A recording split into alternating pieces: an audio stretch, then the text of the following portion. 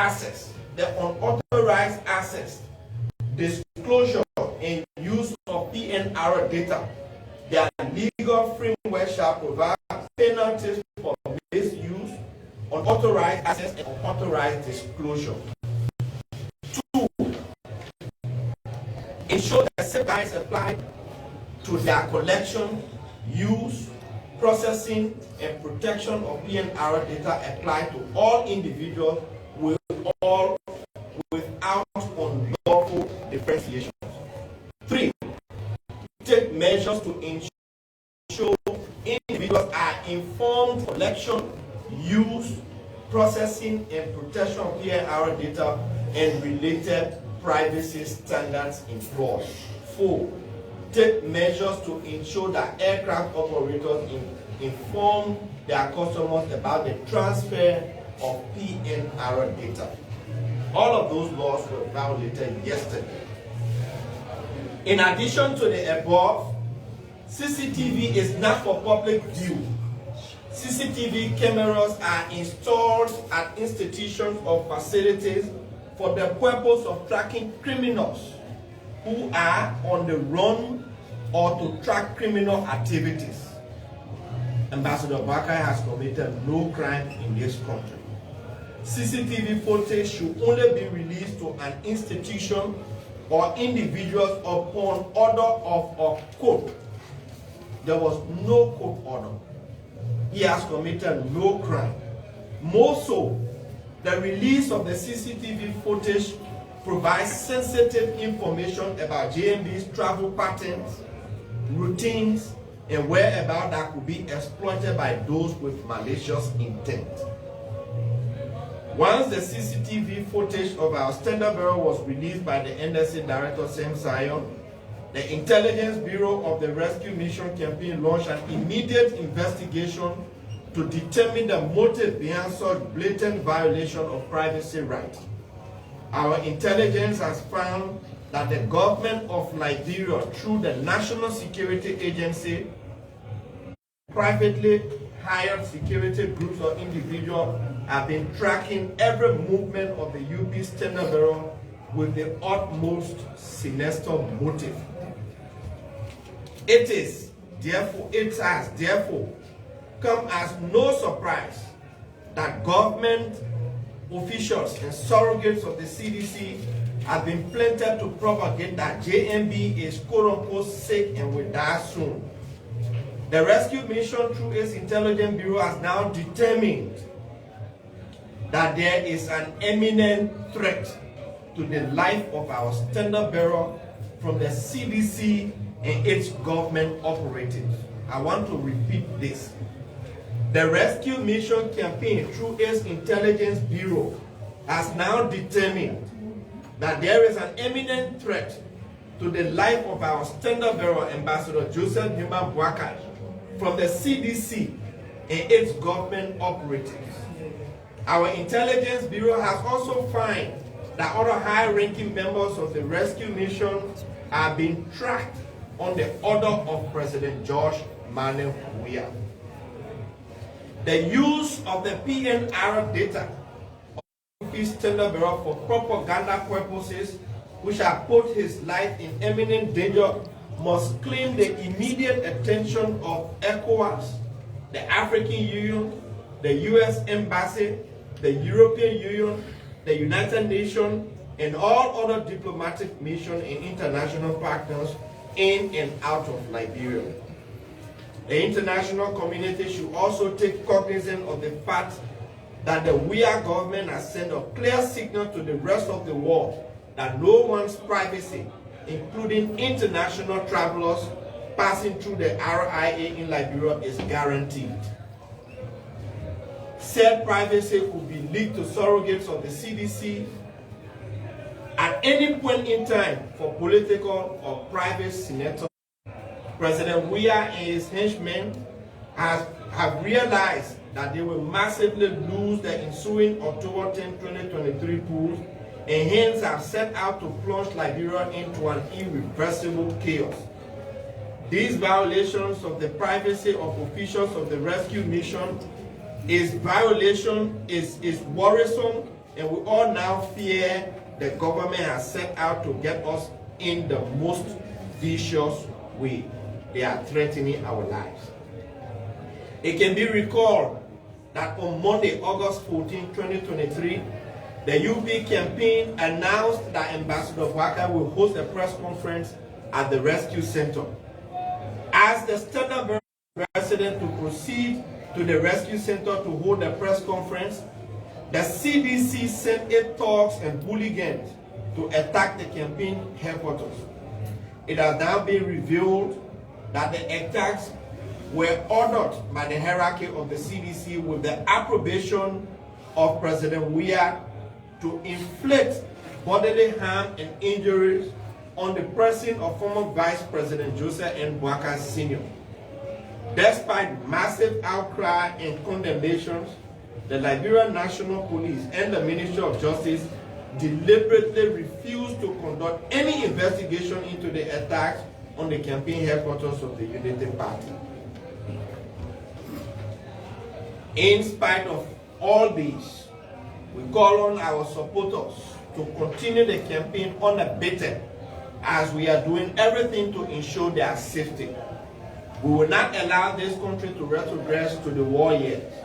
We will not allow any amount of threats to the election to state-sponsored gang looters who are bent on destroying Liberia. That is why we are calling on all of our supporters to come out en masse to vote number 2 on October 10, 2023 to remove this nightmare from the hem of power of our country. Lastly, our legal team has been appropriately instructed to review all of the legal implications associated with the release of the CCTV footage of the UP Standard Bearer, and they will advise appropriately. Fellow partisans, let us all think Liberia, love Liberia, and build Liberia. Yeah, so thank you very much. We're going to take just 4 questions, please. Well, thanks. This is K News Online. My name is Daniel Cole. We are here at the Unity Party headquarters. My name is Harris Gwile and I report for Love FM TV. I have 2 concerns. One of which you will agree with me that the Freedom of Information Act calls for, and even where an information is not public, one could request the agency to provide that information, written document, and that person must take reasonable account for which they need that information. Has the UP at any point in time able to verify whether or not the journalists from Freedom FM were able to wreck the Rabos International Airport requesting for the information of Ambassador Boakai leaving the country as per the Freedom of Information Act? That's one. Secondly, one is concerned, why is the UP so frightened? In an instance, if the CDC alleging that Ambassador Boakai is unhealthy, and the UP argument is that Ambassador Boakai is healthy, why is it that you are so frightened that the information released by the Rabos International Airport to some extent speak or verified the accounts provided by the CDC? So firstly, let me correct that Sam Sion is the Deputy Director of the NSC. My brother, I think you're getting the entire Freedom of Information Act very, very wrong. You could request for information on an individual if that person is wanted by the law, they have committed crimes or other things. Either they are in court and the court needs certain information. Ambassador Boakai is from a very clean record. And as far as we know, he has committed no crime. He has the right to travel out of this country. Besides that, the privacy of an individual should not be requested by any journalist. And Ambassador Boakai was not informed, neither was any of his family persons informed about the release of a CCTV footage. We will issue a video that to the extent that the operator of the CCTV camera even zoomed in to ensure that it was Ambassador Boakai, that is an imminent threat to his life. It was intended to determine his pattern of movement the security personnel that are guarding him, and everything to reveal such to would-be attackers. On the issue of his healthiness, we will not call such an elaborate press conference to refute the futile claim by the CDC. We are not frightened. Just night before last, Ambassador Baka was on several campaign tours, and he was there until almost 8 o'clock in the night. So it is the CDC to worry. The CDC that Ambassador Baka is not healthy. And the only reason why they got only one campaign measure is because they have failed to deliver anything to the Liberian people. They are frightened by the presence of Ambassador Baka. Our concern here is the threat to his life, the violation of his privacy. In attempt to answer my question quickly, it is necessary to establish that the Freedom of Information Act, as per your interpretation, is slightly contrary to what it means. It doesn't have to be a case where a person, and let me say, is wanted by the law. That's the only time. You are wrong. Again,